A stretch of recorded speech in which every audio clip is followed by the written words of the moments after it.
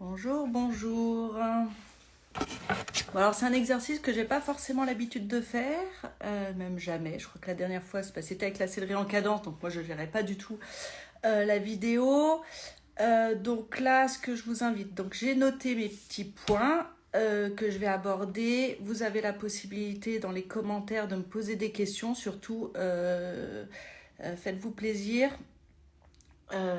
Voilà, si vous avez des questions, si vous voulez que je revienne sur certaines choses sur lesquelles je vais aborder, les sujets que je vais aborder, n'hésitez pas. C'est l'objectif. 19, je vois que ça se rejoint, ça arrive, je vais encore attendre un petit peu. 32. Alors on va laisser encore une minute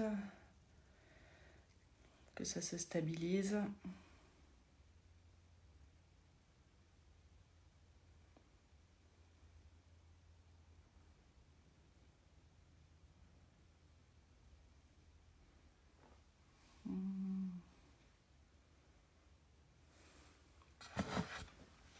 Bonjour, bonjour.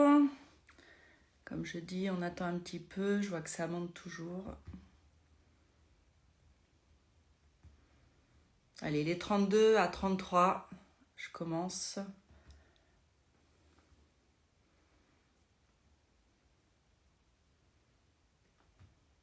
Bon, bah, ça se stabilise, 25.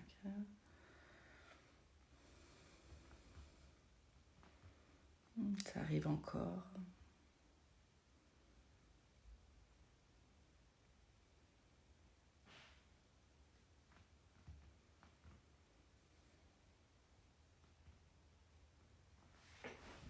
Je vous accueille dans mon bureau. Voilà.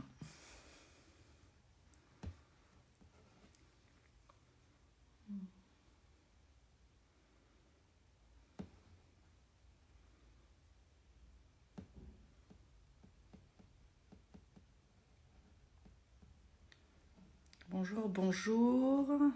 Non, ça arrive, ça arrive. Je pensais pas autant de succès.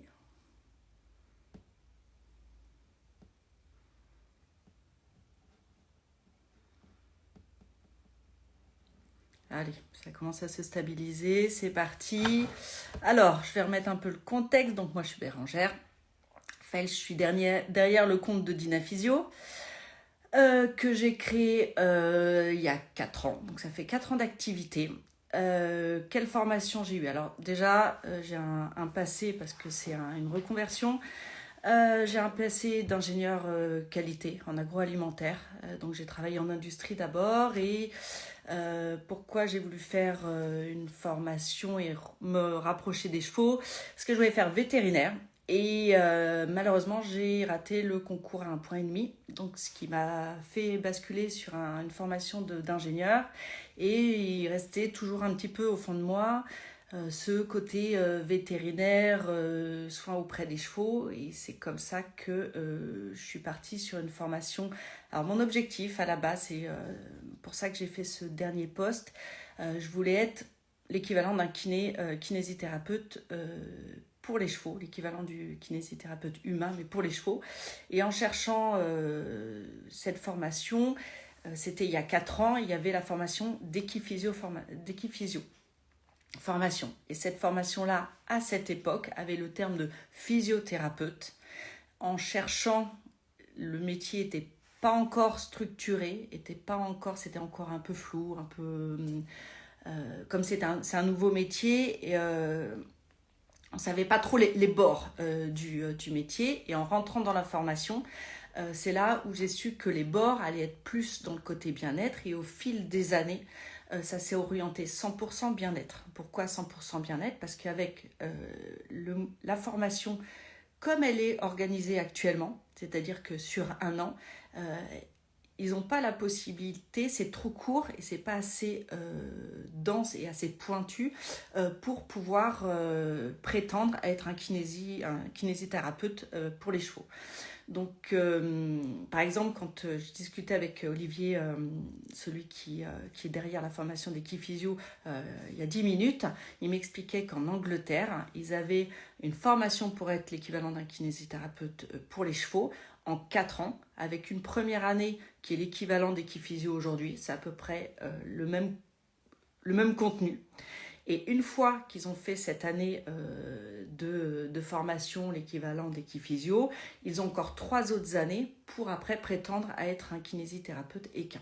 En France, ces 3 années-là n'existent pas. On n'a que cette première année qui forme à pouvoir exercer en tant que masseur dans le bien-être équin. Et notre champ de compétences, c'est le bien-être équin. Dans ce bien-être équin, on a quand même plein de choses à faire. Pendant 4 ans, je me suis vraiment éclatée. On peut énormément travailler pour pouvoir améliorer un geste locomoteur, un peu comme un sportif, aller améliorer un geste sportif. On peut justement accompagner ce cheval de sport, aussi bien sur sa préparation, sur sa récupération, aller s'assurer qu'il soit toujours en forme pour pouvoir bien bouger. Et on sait que si un cheval bouge bien, il peut être performant. S'il ne peut pas bien bouger, il ne peut pas être performant. En tout cas, ça limite sa performance. Donc sur ce point-là, en tant que masseur, on a un vrai rôle à jouer sur l'accompagnement du corps du sportif. Là, je parle du sportif, mais on peut aussi aller sur le cheval vieillissant. C'est-à-dire qu'avec le poids de la vie, forcément, l'arthrose arrive, on a des petites restrictions, il se retrouve un petit peu tendu. Et nous, derrière, comme je dis souvent, je mets un peu de soupline. Et on aide, on accompagne le cheval sur ces années qui sont plutôt sa fin de vie, pour qu'il soit toujours bien dans son corps. Et souvent, moi, par exemple, j'ai suivi des chevaux retraités où l'ostéopathe ne pouvait plus en fait agir, parce qu'on se retrouve avec des chevaux, un cheval de 30 ans, c'est plus délicat à manipuler en ostéopathie, et dans ce cas-là, le propriétaire bascule plus facilement sur du massage. Et donc, on peut accompagner comme ça, en tant que masseur, des chevaux à la retraite, pour justement surtout les phases de transition, automne, hiver, printemps, où là on sait que l'humidité peut venir un peu mettre des restrictions dans les mouvements, et de les accompagner pour qu'ils se sentent bien.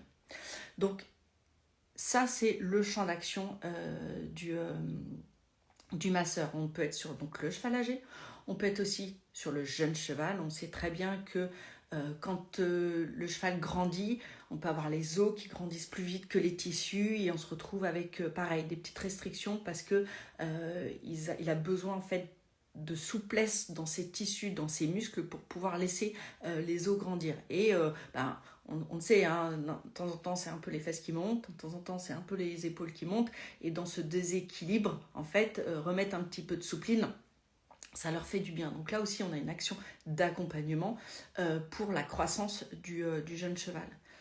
Ensuite, j'ai parlé du cheval du sport, mais aussi on a le cheval de loisir, on a le cheval dès le moment où moi je dis que dès qu'on monte dessus, on a un athlète dessous, parce qu'il doit se réorganiser pour porter. Parce que dans la nature, il ne porte pas. Quand il est en liberté, quand il est à l'état naturel, il ne porte pas. Donc il a besoin de se réorganiser, il a besoin de se remuscler pour pouvoir porter. Donc là, on peut aussi venir aider et accompagner le cheval pour les chevaux de loisirs, les chevaux qui peuvent faire toute discipline confondue en fait. On n'a pas besoin d'être dans la 100% performance, 100% cheval de sport. Avec Equiphysio, parce que moi j'ai suivi cette formation qui aujourd'hui, moi je connais que celle-là, donc je sais qu'elle est très complète, qu'elle est assez dense, parce que c'est 1 semaine par mois. Moi à l'époque c'était 1 semaine par mois pendant 1 an, ça veut dire que pendant une semaine, il nous donne énormément d'informations, il faut pouvoir les ingérer. Et derrière, on peut travailler en tant que masseur dans ce cadre de bien-être. On n'est pas armé pour gérer de la pathologie. De là, pour moi, c'est une formation initiale. Après, en fonction de ce qu'on aime, moi j'adore la locomotion, j'adore le sport aussi, je fais énormément de courses à pied. Donc moi, je me suis plus orientée sur ce cheval de sport, sur cette locomotion. Comment je me suis formée? Avec des livres. Alors moi je parle anglais, donc ça m'a permis d'aller chercher chez les Anglais. Donc, j'ai énormément de livres en anglais pour bien comprendre la locomotion, la biomécanique dans les mouvements. Je suis allée chercher aussi la formation de Masterson. Alors j'ai pas suivi une formation proprement dite, mais par contre j'ai son livre en français, mais j'ai son livre en anglais et j'ai des vidéos en anglais. Donc de là, ça m'a permis de bien comprendre sa méthodologie. Et ces formations, en fait, je les utilise comme une boîte à outils. C'est-à-dire que je ne suis pas experte en Masterson, je ne suis pas experte, par exemple, Equiphysio, je ne suis pas experte anti-touch. Mais par contre, en fait, ce sont des outils. Et ces outils-là, je les ai dans mes poches. Et quand j'ai besoin, en fonction du cas que j'ai en face de moi, je les sors. Alors, de temps en temps, je fais Masterson. De temps en temps, je ne le fais pas parce que ce n'est pas adapté. Le cheval ne répond pas, il n'est pas réceptif à cette méthode-là. Et si ça ne marche pas, tant pis, j'en choisis une autre. Et donc, là, j'en viens à comment je construis ma séance. C'est-à-dire que ma séance, j'arrive pas... Alors, au début, en sortant de la formation, oui, j'étais très méthodologique. Je commençais par le début, et puis c'était point par point, et je déroulais ma séance. Au fil du temps, en fait, j'ai laissé un petit peu plus l'intuition et c'est en fonction de ce que je ressens. C'est-à-dire que ma séance, elle n'est jamais identique d'un cheval à l'autre et pour le même cheval, d'une fois à l'autre. Parce que j'arrive toujours avec une feuille blanche. C'est-à-dire que j'essaye de ne pas me souvenir de ce que j'ai fait la dernière fois pour pouvoir prendre le cheval à l'instant T. Parce qu'à l'instant T, on ne sait pas comment il a dormi la veille, qu'est-ce qu'il a fait comme boulot, est-ce qu'il a fait le fou dans le pré. Et je ne veux pas le savoir, mais en fonction de ça, ça peut avoir une répercussion sur son état physique. Donc, à l'instant T, je fais un screening pour savoir là où elle a besoin. Et en étant très observateur, on peut savoir, en fait, il va nous le dire, en fait, à force. Alors, c'est vrai qu'à force de pratiquer, à force d'être vigilant sur tous ces petits signes, on arrive à savoir à quel endroit et savoir exactement ce dont il a besoin. Donc, ma séance, en fonction, je peux peut-être partir au départ sur les 5 premières minutes sur une idée, et au fil de la séance, on me dit non, en fait, je vais pas faire ce auquel j'ai pensé parce qu'il a besoin plus là, parce qu'il est très réceptif. Plus une arrière-main, plus une bloc d'épaule. Et voilà, donc là, j'ai perdu le côté scolaire de ma construction de séance. Par contre, au début, j'ai été très scolaire et c'est ce qui m'a permis aussi d'apprendre. C'est-à-dire qu'en étant très scolaire, déjà je ratais rien et ça m'a permis aussi de voir ce qui marchait, ce qui marchait pas. J'aurais pas été scolaire au départ, j'aurais été un peu trop vite, je pense. Et c'est ce qui m'a permis de passer à cette construction qui aujourd'hui n'est plus du tout une construction.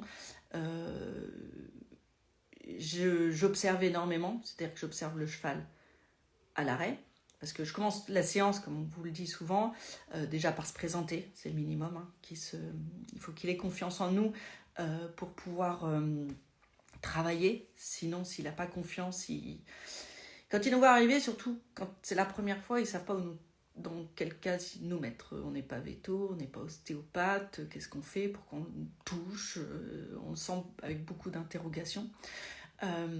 Et au fil du temps, ils nous connaissent et ils savent exactement ce qui va se passer. Donc on a besoin de cette présentation. Mais cette présentation, elle est utile pour lui, mais elle est aussi utile pour moi en fait, parce que avec cette présentation, ça me permet aussi de connaître un peu son caractère, de voir comment il réagit, savoir comment il m'appréhende aussi. Est-ce qu'il est confiant? Quelle relation il a aussi avec l'homme? Et moi, ça me permet aussi de regarder comment il se positionne.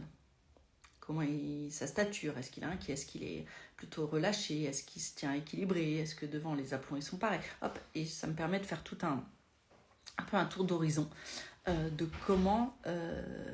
comment il est et comment il se positionne. Et ça me permet aussi de donner, pareil, des petits éléments que je me mets dans un coin de tête pour me dire tiens, il est un peu plus sur cette épaule-là, un peu, comment il est dissymétrique, et en posant les mains, pouf, et après, ça me permet de construire derrière ma séance. Entre les observables, juste déjà dans le box, s'il est en salle de pansage, dans le pré, peu importe où il est, et ensuite, de ces observables entre ce que j'ai sous les mains, les réactions, les tensions, le chaud, le froid, le un peu plus tendu. Et c'est vrai qu'au fur et à mesure, la main, elle se fait. Mais il ne faut pas oublier qu'un tendu pour un cheval peut être très souple pour un autre. Hier, je faisais un cheval et je discutais avec la propriétaire et il faut voir le avant-après parce que si on l'aurait pris brut comme ça, on se serait dit, bah non, il est encore un petit peu tendu. Ah oui, mais n'oublie pas, quand je suis arrivée, il est vraiment très tendu. Donc, on a aussi des tensions musculaires ou des textures qui sont propres aussi à l'animal. On peut avoir des très mous parce que c'est des hyperlaxes, on peut avoir des très toniques. Et dans ce cas-là, on est obligé de s'adapter à ça. Donc, je vous ai parlé formation initiale, équiphysio, en continu, bien sûr, toujours avec ces formations que moi j'utilise comme une boîte à outils, hein, vraiment, en complément et que je sors en fonction des besoins que j'observe et dont j'ai besoin pendant ma séance. Mon champ d'action, 100% bien-être. On n'est pas armé, on n'a pas le bagage pour pouvoir aller faire du thérapeutique et en plus on n'a pas le droit aussi. Et c'est normal parce que on n'a pas ce bagage-là pour pouvoir aller traiter du cheval thérapeutique. Par contre, on se doit aussi dans notre métier de dire je ne prends pas en charge. J'ai une cliente qui m'a contactée, une gens que je connaissais, qui m'a fait le descriptif, je dis, moi je n'y touche pas, veto. Parce que suspicion, blocage arrière-main, myosite, pas myosite, faut se poser la question. Inflammation, oui, non. Donc on a ce devoir-là de dire, là, c'est hors de mon champ, je prends pas. Un cheval qui boite, je prends pas. Je veux le veto d'abord. Tant que le veto m'a pas dit, ok, je ne prends pas en charge. Donc ça, c'est vraiment important sur ce métier de masseur équin, c'est de rester sur son champ de compétences parce qu'on n'a vraiment pas le bagage technique pour pouvoir les appréhender et on risque vraiment de faire des bêtises. Je vous ai expliqué comment je construisais la séance. Alors,